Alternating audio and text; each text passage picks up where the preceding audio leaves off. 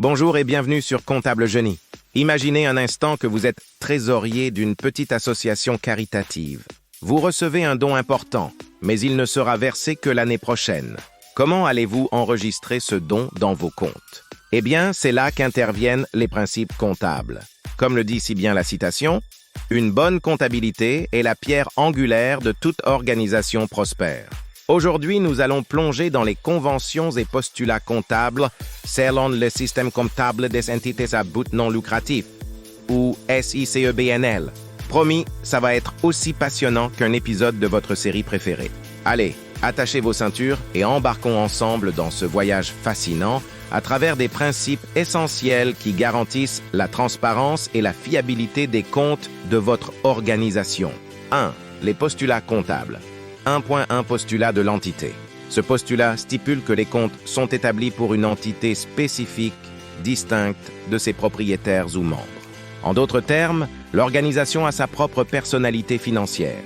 Exemple, prenons l'association Aidons Ensemble.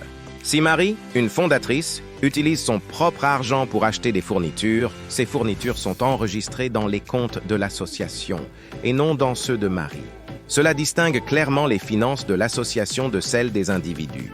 Avez-vous déjà rencontré des situations où les finances personnelles et celles de votre organisation étaient mélangées? Comment cela a-t-il été résolu? 1.2 Postulat de la comptabilité d'engagement.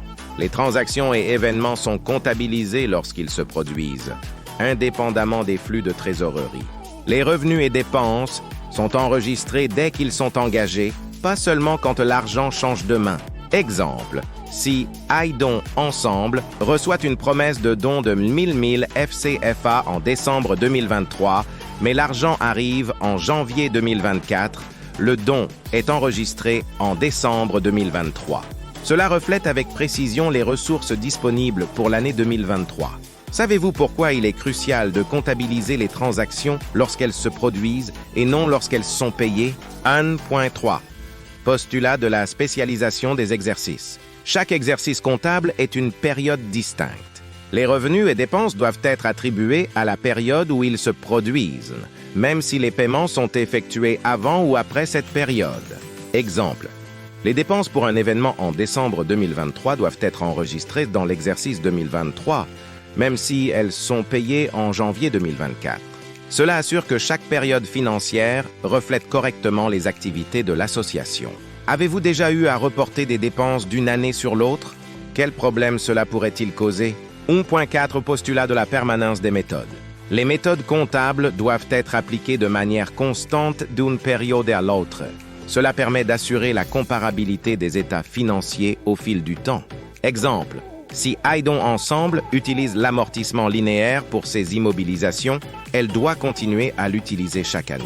Cela assure la cohérence et facilite la comparaison. Pourquoi pensez-vous qu'il est important de maintenir les mêmes méthodes comptables d'une année à l'autre? 1.5 Postulat de la prééminence de la réalité économique sur l'apparence juridique. La comptabilité doit refléter la réalité économique des transactions plutôt que leur forme juridique. Exemple, si Aidons Ensemble loue un local avec une option d'achat, cette transaction peut être comptabilisée comme une acquisition dès le début si l'option d'achat sera exercée de manière quasi certaine. Avez-vous déjà eu à comptabiliser des transactions en fonction de leur réalité économique plutôt que de leur forme juridique? 2. Les conventions comptables. 2.1 Convention du coût historique. Les actifs sont enregistrés au coût d'acquisition, c'est-à-dire le montant payé pour les acquérir et non à leur valeur actuelle. Exemple, si Aidons Ensemble achète un ordinateur pour 500 000 FCFA, il sera enregistré à ce coût, même si sa valeur de marché augmente par la suite. Pourquoi est-il important de valoriser les actifs au coût historique plutôt qu'à leur valeur actuelle? 2.2 Convention de prudence. Les incertitudes et les risques potentiels doivent être pris en compte dans les comptes de manière prudente. Les pertes potentielles doivent être comptabilisées immédiatement, tandis que les gains ne sont reconnus que lorsqu'ils sont réalisés. Exemple, si Aidons Ensemble anticipe une dépréciation de ses stocks de fournitures médicales d'une valeur de 500 000 FCFA, cette perte doit être enregistrée immédiatement. Avez-vous des exemples où la prudence dans la comptabilité a évité des mauvaises surprises financières? 2.3 Convention de régularité et de transparence. Les états financiers doivent être présentés de manière régulière et transparente, reflétant fidèlement la situation financière de l'entité. Exemple. Si l'association reçoit une subvention de 2000 FCFA pour un projet spécifique, cela doit être mentionné dans les états financiers, avec des détails sur l'utilisation prévue de ces fonds. Comment la transparence dans les états financiers peut-elle renforcer la confiance des donateurs et des membres? 2.4 Convention de l'importance significative. Seules les informations susceptibles d'influencer les décisions économiques des utilisateurs des états financiers doivent être prises en compte et divulguées. Exemple. Les petites dépenses administratives peuvent être regroupées, mais les subventions importantes doivent être détaillées. Comment déterminer ce qui est significatif dans vos rapports financiers? 2.5 Convention de non-compensation. Les éléments d'actifs et de passifs, ainsi que les produits et les charges, doivent être présentés séparément dans les états financiers, sans compensation entre eux. Exemple.